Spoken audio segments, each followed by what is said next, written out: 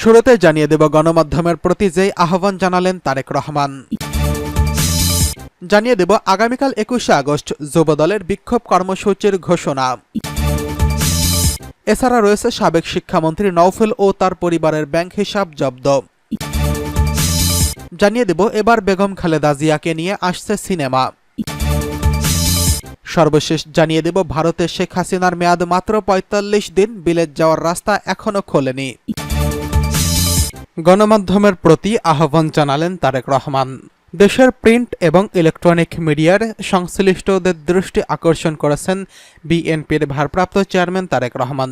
তিনি সবাইকে নির্ভয়ে সংবাদ প্রকাশের আহ্বান জানিয়েছেন। লন্ডন থেকে এক ভিডিও বার্তায় তিনি এসব কথা বলেছেন। দলটির সিনিয়র যুগ্ম মহাসচিব অ্যাডভোকেট রুহুল কবির রিজভীর পাঠানো এক সংবাদ বিজ্ঞপ্তিতে এই তথ্য জানানো হয়েছে। দেশের প্রিন্ট এবং ইলেকট্রনিক মিডিয়া সংশ্লিষ্টদের দৃষ্টি আকর্ষণ করে বলেন, গণহত্যাকারী হাসিনা সংবাদপত্রের স্বাধীনতা কেড়ে নিয়েছিল।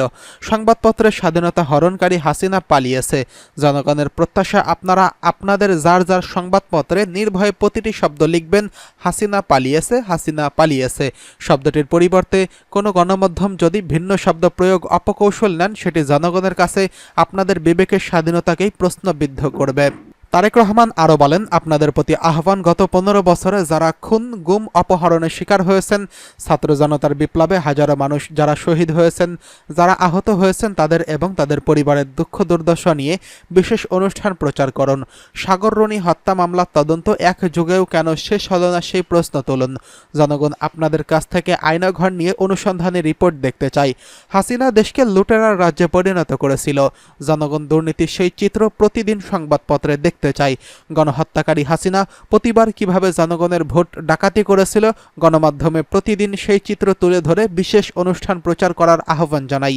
গণমাধ্যমে শেখ হাসিনার অপকর্ম ফ্রেমবন্দি থাকলে ভবিষ্যতে আর কেউ শেখ হাসিনার মতো ভোট ডাকাতির গণহত্যায় লিপ্ত হতে সাহস করবে না, যা গণতন্ত্রের ভিতকে মজবুত করবে এবং ক্ষমতাসীনদেরকে স্বৈরাচারী আচরণ থেকে বিরত রাখতে বাধ্য করবে। এদিকে ২১শে আগস্ট যুবদলের বিক্ষোভ কর্মসূচির ঘোষণা। এতদিন ২১শে আগস্টকে গ্রেনেড হামলা দিবস উপলক্ষে পালন করে এসেছে আওয়ামী লীগ। তবে এবার ২১শে আগস্ট ঘিরে দেশের সব জেলা ও মহানগরে বিক্ষোভ কর্মসূচির ঘোষণা করেছে বাংলাদেশ জাতীয়তাবাদী যুবদল। মঙ্গলবার এক প্রেস বিজ্ঞপ্তির মাধ্যমে যুবদলের এই কর্মসূচির কথা সাজানো হয়। যুবদলের এই কর্মসূচির কথা সাজানো হয়।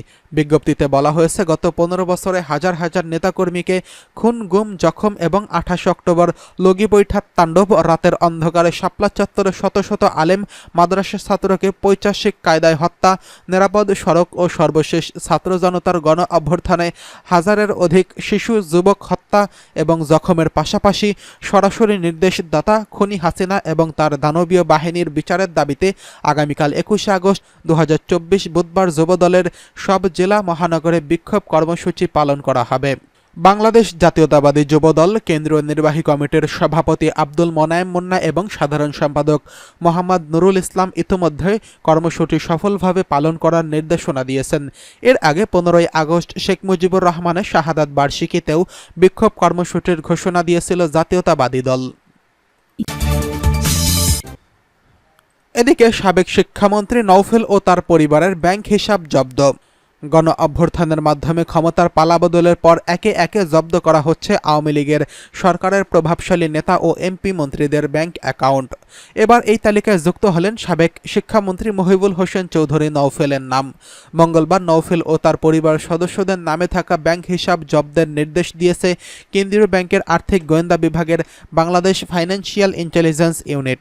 ব্যাংকগুলোকে মহিবুল হাসান চৌধুরী, তার স্ত্রী এবং তার ২ সন্তান ব্যক্তিগত ও প্রাতিষ্ঠানিক হিসাবের লেনদেন ৩০ দিনের জন্য স্থগিত করতে বলা হয়েছে। একই সঙ্গে আজ থেকে ৫ কার্যদিবসের মধ্যে হিসাবের হালনাগাদ তথ্য জানানোর নির্দেশ দিয়েছে বিএফআইইউ। এবার খালেদা জিয়াকে নিয়ে আসছে সিনেমা। দেশের ৩ বারের সাবেক প্রধানমন্ত্রী ও বিএনপির চেয়ারপারসন বেগম খালেদা জিয়াকে নিয়ে মাদার অফ ডেমোক্রেসি নামে একটি সিনেমা নির্মাণ করতে যাচ্ছেন নির্মাতা এম.কে জামান। এরই মধ্যে পরিচালক সমিতিতে সিনেমাটির নামও নিবন্ধন করা হয়েছে। সিনেমাটির প্রযোজনা করছেন আকন্দ এন্টারটেইনমেন্ট পিএলসি।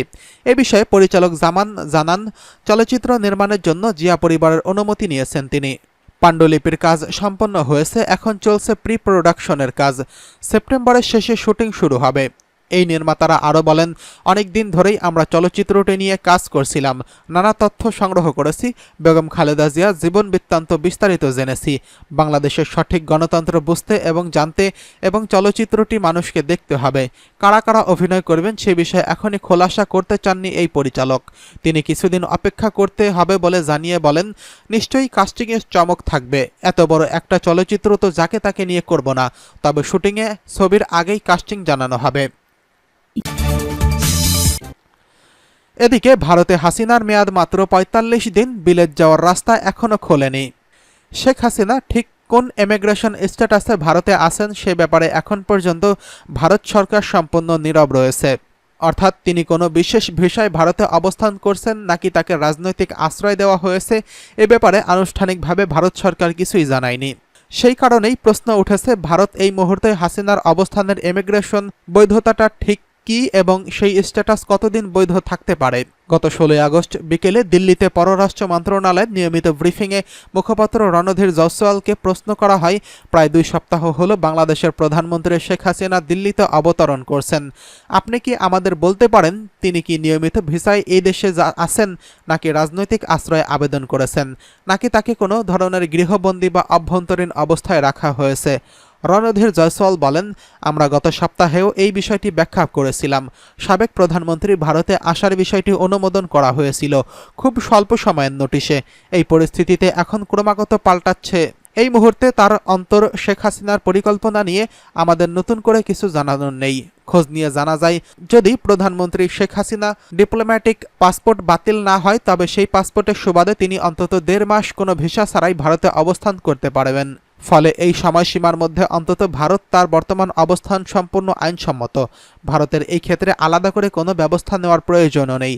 ভারতে শেখ হাসিনা এই মুহূর্তে অবস্থানের ভিত্তিটা হলো ভারত ও বাংলাদেশের মধ্যে স্বাক্ষরিত সংশোধিত ট্রাভেল অ্যারেঞ্জমেন্ট। দুই দেশের শেখ হাসিনা ও নরেন্দ্র মোদী সরকারের মধ্যে ঢাকাতে এই সমঝোতা স্বাক্ষরিত হয়েছিল ২০১৮ সালের ১৫ জুলাই। এই সমঝোতা অনুযায়ী বাংলাদেশের ডিপ্লোম্যাটিক অফিসিয়াল পাসপোর্টধারীরা ভারতে ভিসা ছাড়াই ৪৫ দিন থাকতে পারবেন। আবার অন্যদিকে ভারতের এই বিশেষ ধরনের পাসপোর্টধারীরা বাংলাদেশেও ঠিক একই সুবিধা পাবেন। তবে হাসিনাকে ব্রিটেনে আশ্রয় দিতে রাজি নয় দেশটির রাজনৈতিক মহলের একাংশ। বাংলাদেশি বংশোদ্ভূত লেবার এমপি রূপা হক সরাসরি স্পষ্টই জানিয়ে দিয়েছেন, ব্রিটেন সরকারের উচিত নয় হাসিনাকে আশ্রয় দেওয়া। পররাষ্ট্রমন্ত্রী ডেভিড ল্যামিও একই সুর দিয়েছেন। রেহানা সম্ভবত শীঘ্রই তার লন্ডনের বাড়িতে ফিরে যাবেন, কিন্তু শোনা যাচ্ছে হাসিনাকে বিলেতে প্রবেশের অনুমতি দেবে না কিয়ার স্টারমারের সরকার। গণমাধ্যম সূত্রের খবরে, হাসিনা ব্রিটেনে আশ্রয় চেয়ে আবেদন করলেও এখন পর্যন্ত কোনো উত্তর পায়নি। ব্রিটেনের শাসক দল লেবার পার্টি হাসিনাকে আশ্রয় দিতে চায় না। তাদের বক্তব্য, হাসিনাকে আশ্রয় দিলে দেশে উত্তেজনা ছড়াবে।